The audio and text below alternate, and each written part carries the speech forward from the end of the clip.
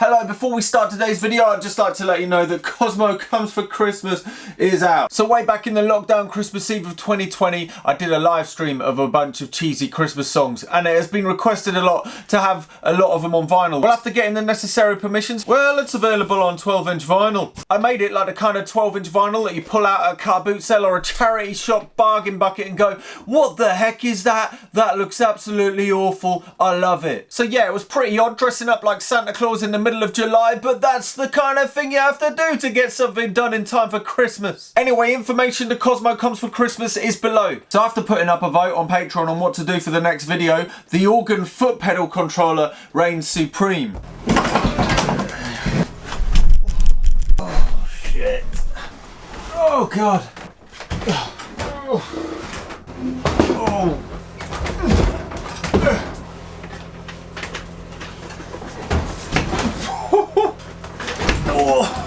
Maybe I'm not going to do it like that. Oh, it's heavy. So today we're going to have a look at the organ foot pedal. This is the bit that your feet control. You're sat on top of it. There's a stool that's going over here, and yeah, basically your feet are pushing on these things. It's all in all, this is in reasonably good condition. I've already given it a clean. I've taken all of the wires off for the top, which somehow I didn't manage to film at the same time. Not sure what was going on there. But now all the wires off, we can have a closer look at it.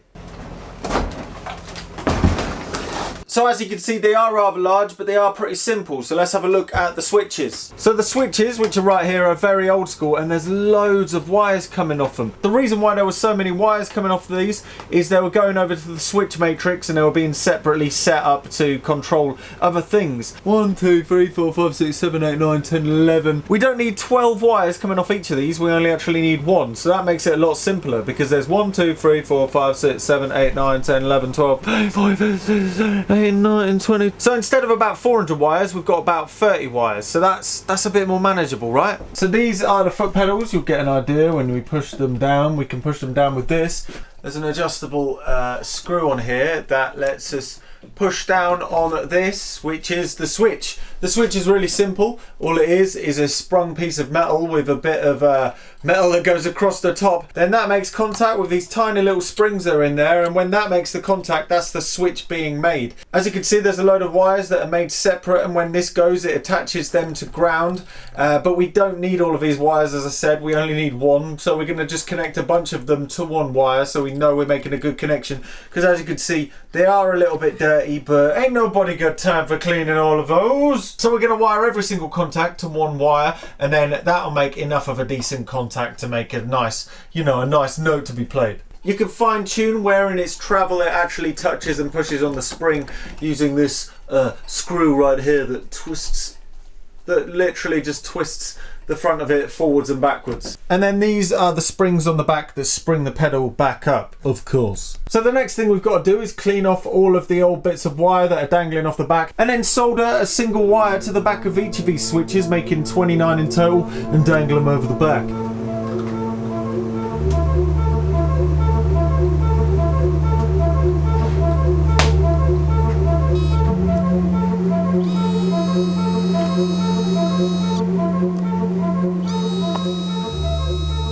That took a surprisingly long amount of time, but as you can see now, they are clean as a whistle right there. So what we need to do now is connect these to a single wire. I'm connecting multiple ones of them to that wire, just so if some of them are a little bit dirty and the contacts are not quite right, then at least you've got a 1 in 10 chance of actually getting a good contact out of it.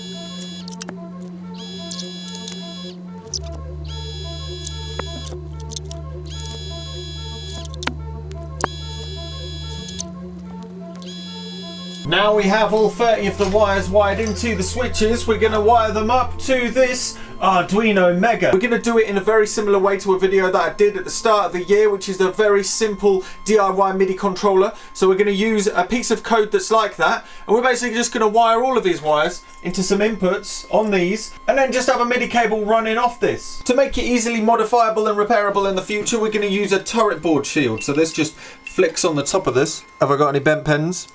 No. Oh, got a bent blooming pin. This is really frustrating when you get a bent pin. So it's going to be as simple as finding a place to mount this on the organ pedals and then wiring all of the switches in and then figuring out where to have a MIDI output cable. Bloody Nora. Oh yeah. There goes. Bringing it down. Bringing it down. Bringing it down. There we go. First thing to do is check all of the switches are working the way they should be. Yep. That's good. Yep. Yeah. I think it's a pretty good idea using all of the wires instead of just a couple, because then even if there is a couple that are slightly corroded and not working well, it makes it redundant because you've got so many attached, it's definitely going to work. So this is actually pretty good. As you can see over time, some of the felts have fallen off, which makes a noisy clicky sound. So we're just going to add some new versions of that. Ew. Ew. Get that on it. Squeeze it on down. Yeah, that'll do. That'll do. So I think I'm going to put all of the electronics in this box above it because there isn't really anywhere to put this that's kind of safe. You could plonk it on the top, but then it is liable to getting damaged probably. So this is slightly offset from the end. It's a little bit of an annoying thing, but I think... Yeah. That's a good idea. That's a good idea.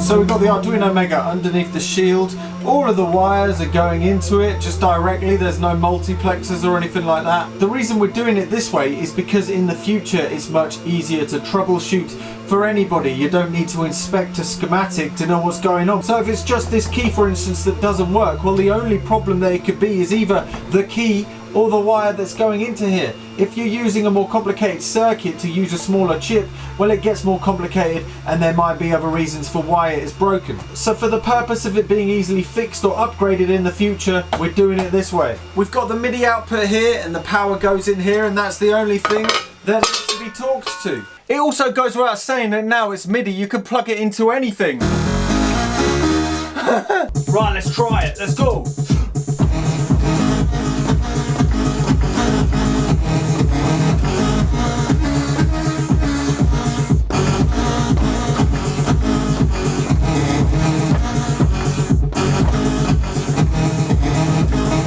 Oh, I really need to use 2 feet. Just give me a second, okay.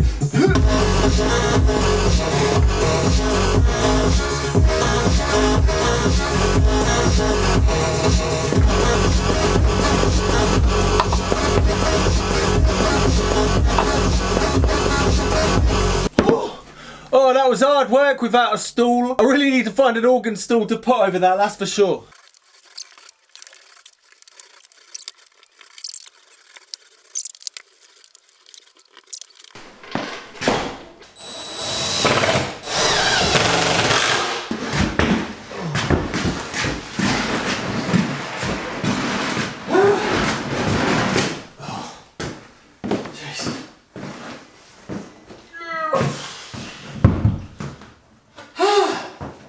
It's incredibly stable, actually, which is quite straight. I say that and it's about to fall over. Maybe not, don't listen to me.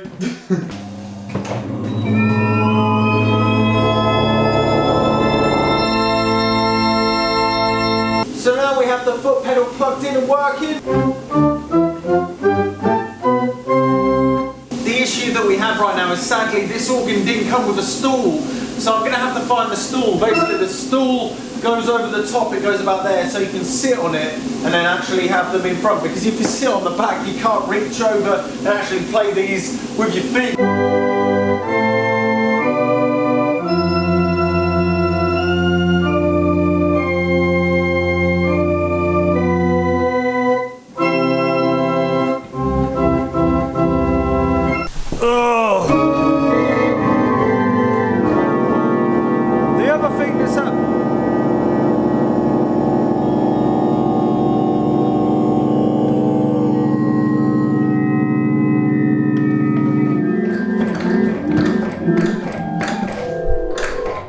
Another thing to mention is this, the toe piston. Some organs would have a load of them for different functions, like changing presets or turning on all of them at once or bringing it down to something. Apparently the functions were varied, however we know exactly what this one was actually used for thanks to freelance organist who remembers this church organ actually in the church before it got transferred over to Jones' place. And this was for turning on and off a tremulant box, which sadly is not with the organ anymore. It basically varies the air pressure in the system to make it sound a little bit like a vibrato. So we'll either have to find one or possibly build one. But we'll have a look at that in a bit. Maybe we'll set this to fire a bell or something instead. We'll have a think about it. Anyway, check back in the next video because we're going to start piecing together the jigsaw that is the actual console. You see, I managed to save most of the console, so we're going to have to put it all together. This one goes over here. The console being a little bit worn out, but I think we can rectify that. I think we can fix it. And we're also going to try and save the original keyboard, which is a little bit worse for wear and quite water damaged. But I have a feeling now I've looked closer at it, it might actually be doable. Oh, where did this go? Somewhere around here. Blooming heck. Something like that. So this will be the next job on the organ. You'll find out about it first over on Patreon if you want to support it and stuff. But if not, until next time, I'm Luteraan No Computer. This is Jones' organ. I'm going to have to move this all because it looks like it's going to fall over. Anyway, let's get it.